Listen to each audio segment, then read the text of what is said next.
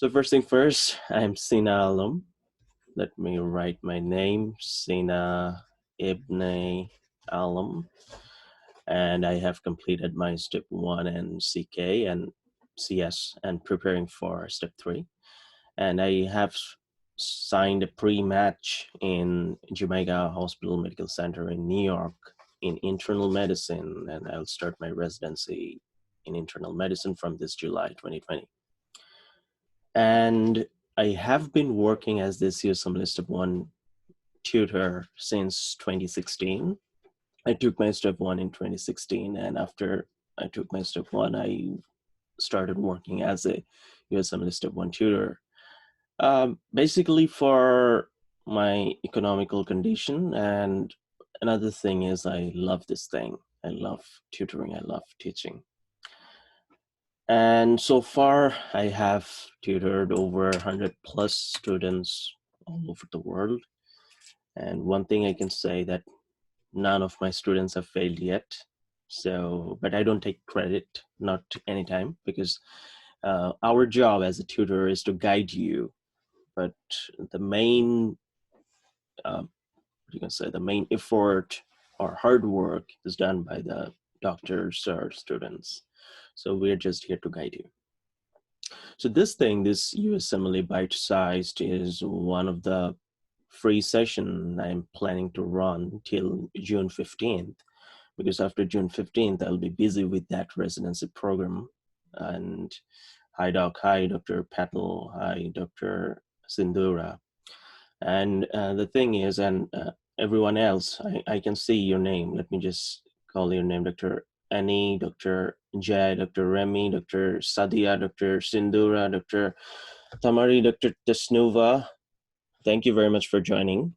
And we will continue these free discussions every Monday and Tuesday, New York time, 10 a.m. to 10:30. Very small session. That's why I named it bite-sized. All right. Now, as I was saying that I said earlier yesterday that I will discuss the step 1, how to prepare for step 1 today. So how many of you are preparing for step 1 in the group? You can raise your hand also. There's an option to raise your hand.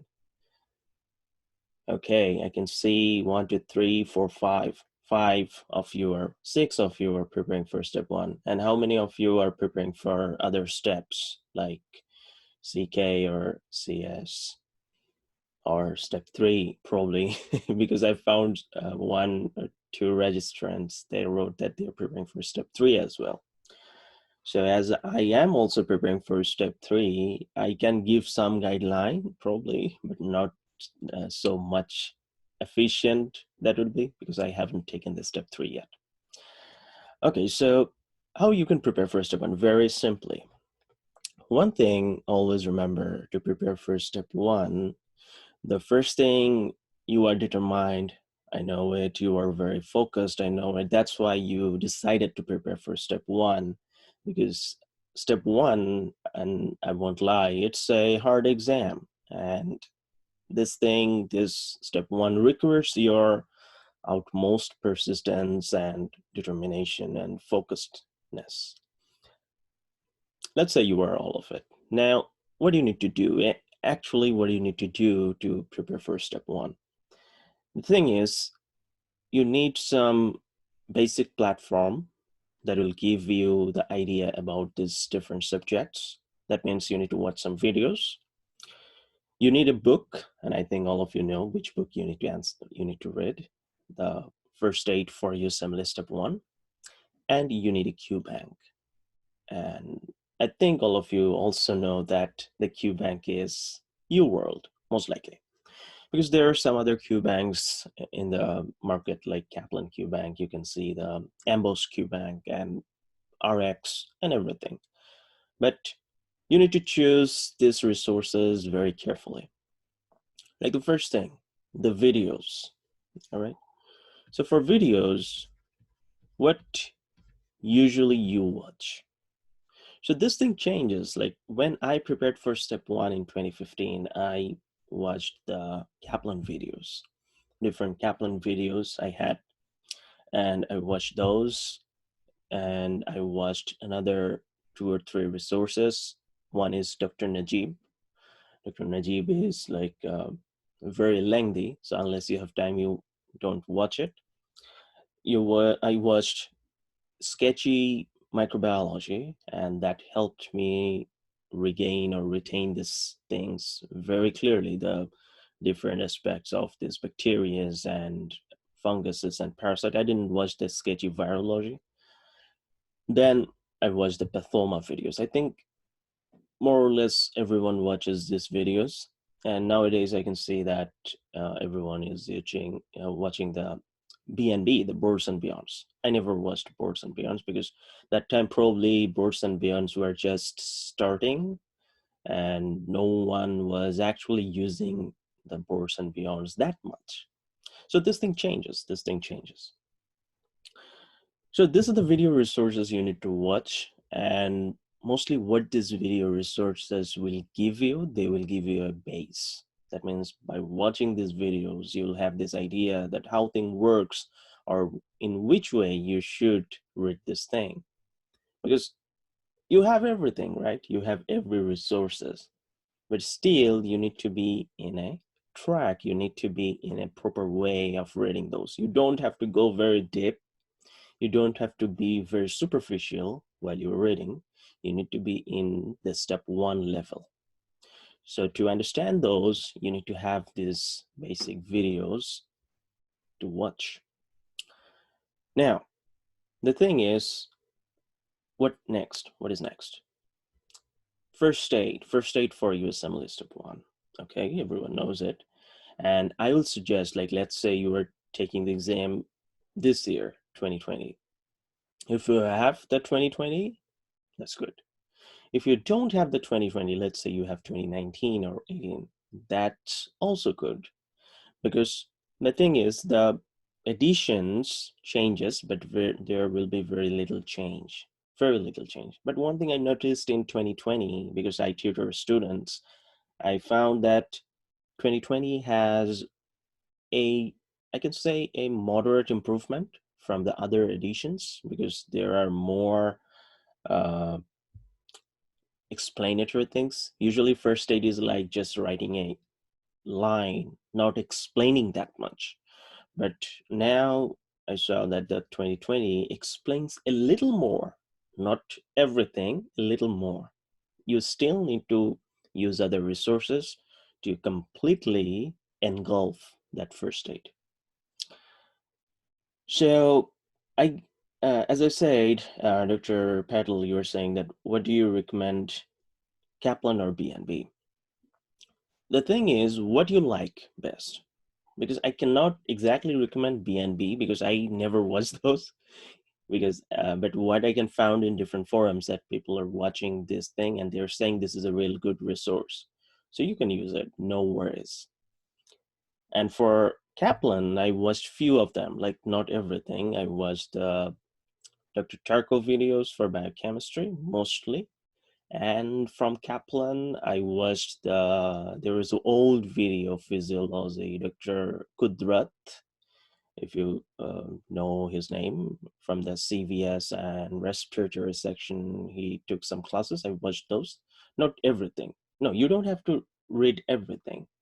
I mean, why? If you have the concept, if you have the very basic ideas, no, you don't have to watch these videos. Let's say someone here asked me, okay, I know this thing very well. I read in my med school what I did not, but you did read in your med school very well, and you have these basic concepts very well. Do you need to watch the videos? No, probably not. You just have to go to the first aid and you work directly. So this thing, this step 1 preparation, this thing has not only step 1, there's steps preparation. They don't have these hard and fast rules that everyone should follow. No, nothing like that. You need to follow as your own need. That means you don't have to watch, let's say you are a master of neurology, who knows? So you don't have to watch any videos from there. You know the things already. You just jump into the U world and read the first aid. And I know people who didn't even bother to go into first aid also. They just did the U world and got a good score. So this steps preparation, person to person, this thing varies. You don't have to follow a hard and fast rule, because sometimes we get confused. And in this age of Facebook, this is very obvious that we are confused. You start your Facebook page and suddenly in front of you, there are hundreds of people sharing their own opinion and you get confused. Oh my God. Right? So that's why when you enter a forum, a Facebook forum or anywhere, any other forums like the students' doctors or anywhere, you get confused. Lots of people, lots of opinions and lots of information, lots of resources and lots of way of preparing for step. And oh my God, what should you do? So this thing basically, first thing first, you need to be determined, you need to be focused, and you need to know what you need, and then you need to follow. Like, as I say, that I didn't watch every Kaplan videos, just few of them. Why? Because I thought, okay, I need this thing to watch. I was bad at biochemistry, so I needed to improve it, and I improved. I was bad at microbiology in remembering. Like, there is very little to understand in microbiology, right? Most of the things are facts and most of the things you need to memorize. So I was like, okay, I'm not so good at microbiology in memorizing. So let's find some resources that will help me memorize. And I found that Sketchy actually helped me remember or memorize things. Then the pathoma videos. Why I watched those? I liked those videos. I think everyone else will agree with me that the way Dr. Hussein Sattar explains things really nice, like explaining every simple information in a way that is very bite-sized, right? Okay, next thing is, let's say you have found these videos and you are watching those, and uh, then you go for the book first aid. So how should you approach the first aid, or how should you approach the questions? The thing is, my suggestion will be to start doing them simultaneously. That means not one after another. Sometimes when I tutor my students, they say, okay, doc, I heard that I need to complete the videos first, then I need to complete the first aid, then I will go into the U world, then I will test myself by solving the U world questions. But I don't recommend that. Okay, there's this rules, and again, there is no hard and fast rules. How you should approach. My suggestion or my idea towards this URL and first aid is you need to do them simultaneously, because the first aid, it's a very congested material, very congested, right? Because when you start reading the first aid, you're like, oh my God, there's some information. And when you try to read those or try to think about those, sometimes you become confused because not everything is there. Very congested. These are like hand notes, right? Someone took some notes and first aid, they put it there. That's why my suggestion always to my students is do the U world, take notes to your first aid, then read the first aid. So you might think, oh my God, how can I do that? Well, if you're doing the UWorld online subscription, some of you asked me, is there any difference between online and offline? Of course, there is difference. One thing is the online is always updating, keep on updating, and you need the updated information, trust me. And another thing is this online UWorld will give you scope to really see how thing works, like how the real exam will be. What is that called? Simulation, right? You will have this simulation of this exam by using this online UWorld. So I will always recommend everyone to subscribe to online UWorld from the beginning of their study. But again, there's no hard and fast rule. If you see that, okay, I can use the offline UWorld, I have the PDFs and I will go over it, that's your choice. But to get yourself accustomed to this thing, this online questions or computer-based examination, the UWorld might help you from the very beginning. Now, what I said, you should use the UWorld with the first aid simultaneously. Let's say you are studying first aid biochemistry. In the UWorld, you see that there is option to do questions just from the biochemistry or just from the genetics. That means you can do section-wise questions in your UWorld. Like let's say you can do the embryology of respiratory system by selecting certain options in the UWorld. Those who are using the UWorld, you already know it, right? Now, let's say you are doing the biochemistry. My suggestion would be to start a block of biochemistry, start reading the questions, and take notes to your first aid. All right, how you can take notes? One way is, I got this many questions from students, how to take notes. All right, again, there's no hard and fast rule.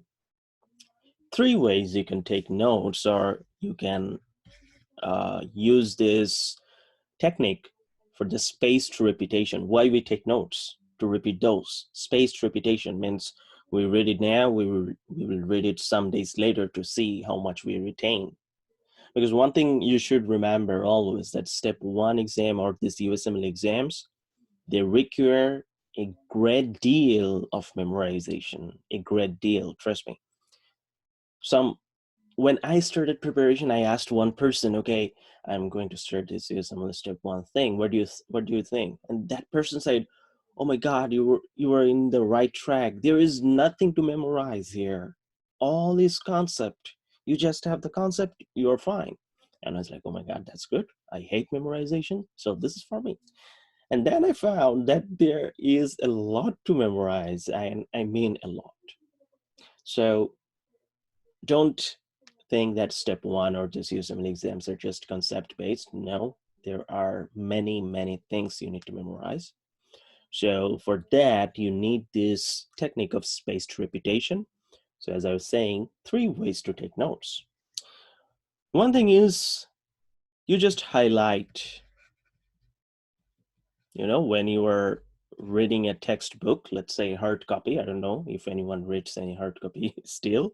So when you're reading a hard copy, take a highlighter and highlight the important lines, just like you can do in UWorld. Like in UWorld, there's option to highlight things, right?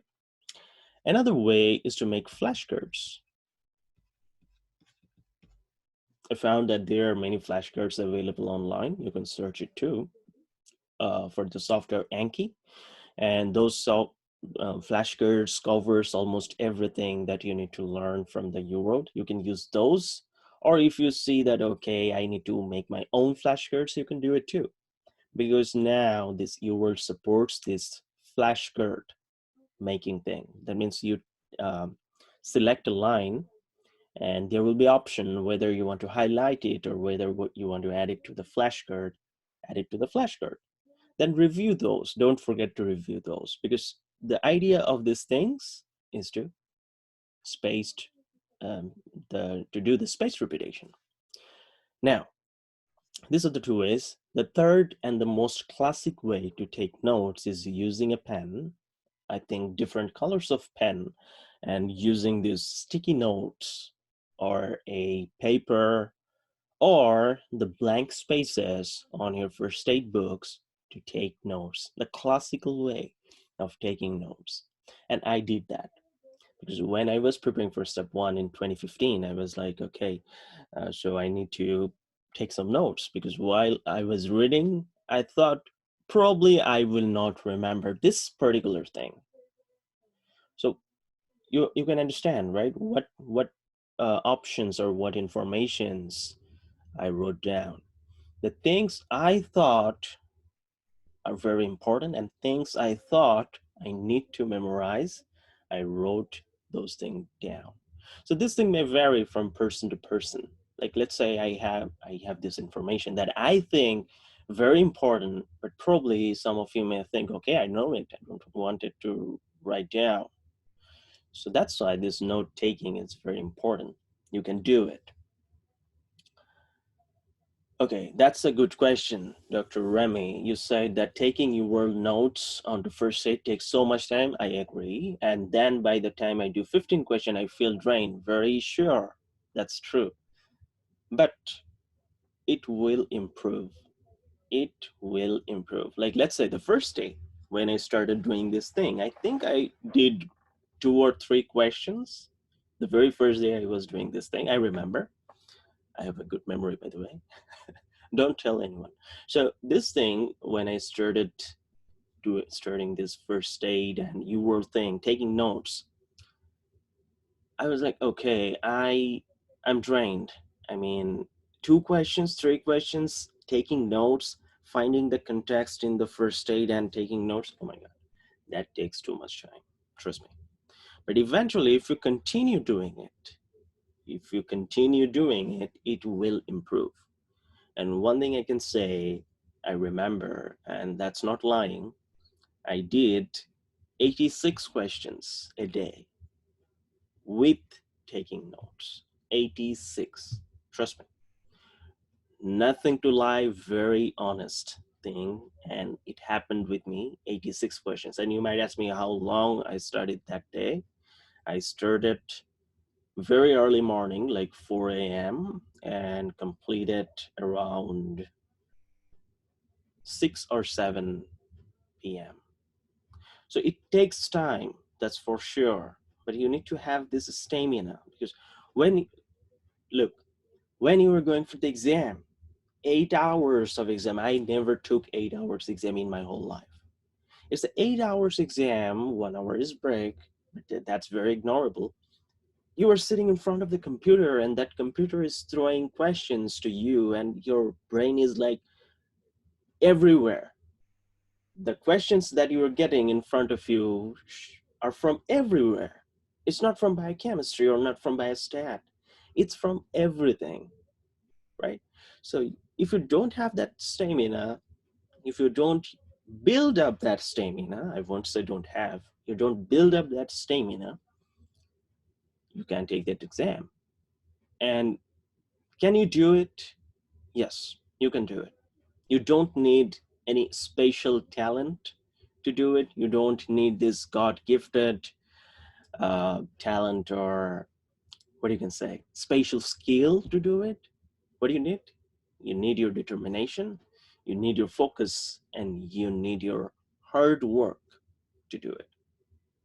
So that's the thing, the classic way of taking notes. Now, the thing is, the thing I have just discussed, one thing is how you should prepare for step one, right? And one thing is you need some videos. Again, to recap, some of you join later. One thing is you need some videos. The videos can be anything based on your own personal need. It should not be like, let's say your friends watches something, you should watch that too. No, nothing like that. Watch that video that you think you are weak or you need to watch. And I think you know it best. No one else will know that. Then you need these books, the UWorld and First Aid. I said books. UWorld is also a book, kind of a book. Why? Because I always say that UWorld is not there to judge you. Although this new research shows that if you have a first pass UWorld score of 70%, most likely you will get a 250 or 240 plus score in your step exam. But that study was done in American medical school. So I don't recommend it for everyone. Like, I am an IMG. So if you are from outside US, probably that study will not be applicable to you. They say that they say that they have this study that shows the first pass UWorld percentage carries a great importance on your ultimate step score. Most probably, but again, this was done in the students with the help of the students of US, direct American medical students, not all over. So I'm not sure if I can apply to everyone else. Now, when you take these notes, this classic way of taking notes, most likely you will review those when you read the first aid. And let's say you don't want to review those. I mean, sometimes it happens when you're reading the first aid, you just ignore your notes. It happened for me. That's why I'm saying probably you are not that bad like me. So while you're reading those, you're most likely to review those spatial notes, extra notes, and that will help you remember things. All right, so that's the very shortest possible way to say how you should prepare for step one, really very basic. And one or two more things I want to add. Sometimes I get this question, how many times I should do the U-World or how many times I should do the FA? Person to person, it varies. Let's say I know my friends, some of them, they did one time, one pass of this thing, and they took the step, they did a great score. I know some of my friends, they're reading for 2 or 3 years and studying those things over and over and over again, took the step, and they also did good score. So it will depend on your own personal need. Like let's say you were saying, some of you are sitting here, probably you were saying, I will be a plastic surgeon. Well, you need a good score then, at least I think 260 plus.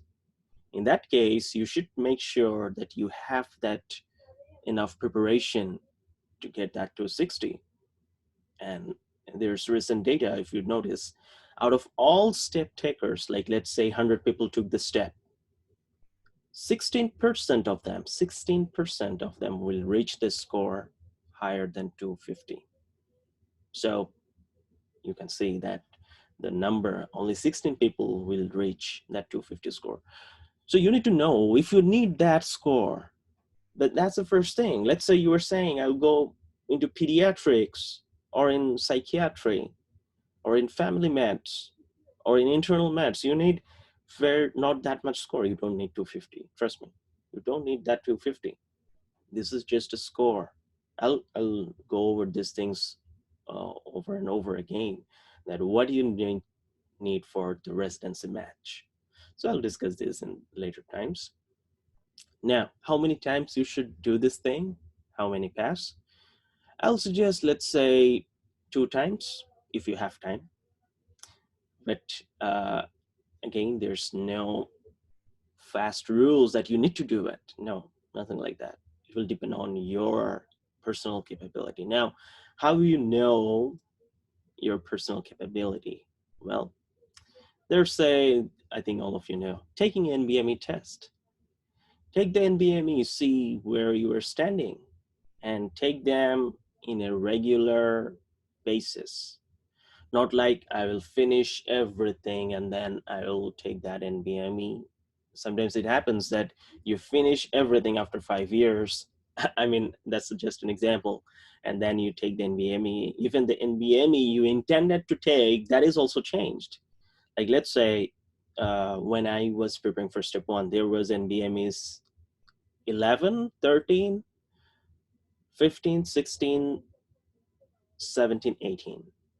Now, which NBMEs you have? 18, 20, 21, 22, 23, 24. And also you have two more. One is a UWorld Self-Assessment 1, UWorld Self-Assessment 2. And also you have this FRED questions, 120. So these are the questions that, these are the tests that you can use to judge yourself where you are standing.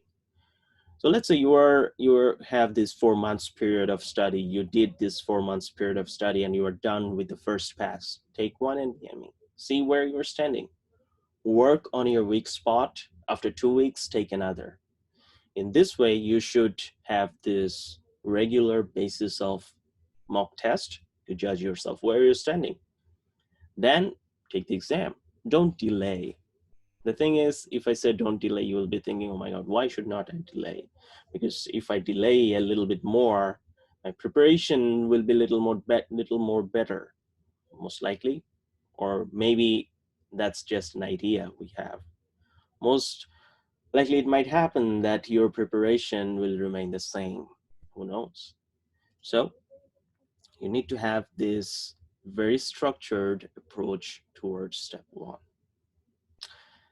Okay, that's about the step one, and it's I am almost at the end. One thing I need to discuss about the USMLE Ultimate, that I have this group in the Facebook. I'm not sure how many of you are there, and USMLE, I'm writing the group name, USMLE Ultimate. You can see a picture of mine.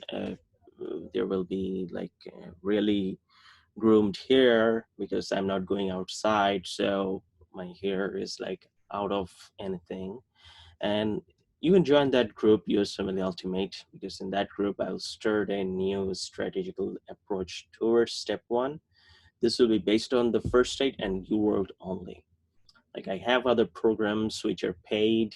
I run these structured programs in this WhatsApp where I supply my own tutoring videos and notes, and I do this old and mimic question solving, like 600 plus questions, sorry, 500 plus questions I'm solving, and other questions and answer discussion. Those are paid, but here in the group, it will be free. I'll run this daily task thing, like, okay, read this and this, and everyone will read those. Whoever interested, I cannot force anyone to study. Whoever interested, they will read those. And there will be some aspect of discussion based on those specific topics. It will be a slow approach, not very fast. You can join it, like, to see how things work. All right, so how much score requires for radiology? I'm not sure, but you have to be in a transitional year residency or probably in a preliminary medicine or surgical position before you get into that radiology residency, most likely. I think around 240 is a good score in step one. Oh, by the way, 2020 is bringing the change, right? 2022, sorry. The step one score will not be reported if you're taking the exam after or on January 1, 2022. So what my suggestions will be on that thing, take your steps before that. So I don't know if it is a good thing or a bad thing. Some people are saying it's a good thing, some people are saying it's a bad thing for INGs. But my idea is whenever there is change, people become afraid. So as me, like if you see there's some change going on, you think, okay, probably that will be bad. That's why my suggestion would be to take it earlier. Who knows? Probably it's better. Who knows? Probably it's bad. Take it earlier. All right. Okay, so thank you very much, doctors, for joining. Tomorrow will be on the same time, 10 a.m. to 10:30 a.m. I'll run this USMLE bite-sized. And you can join my group, USMLE Ultimate, if you have not already. And like my page, USMLE 121. You can just search it by writing USMLE 121. There will be my page. You'll see animated video of a doctor crying in the cover photo. And that's it. So if you are joining tomorrow, see you tomorrow. If you are not, see you on any other day, probably, hopefully. So take care, everyone, and have a nice day. Keep on studying. Goodbye.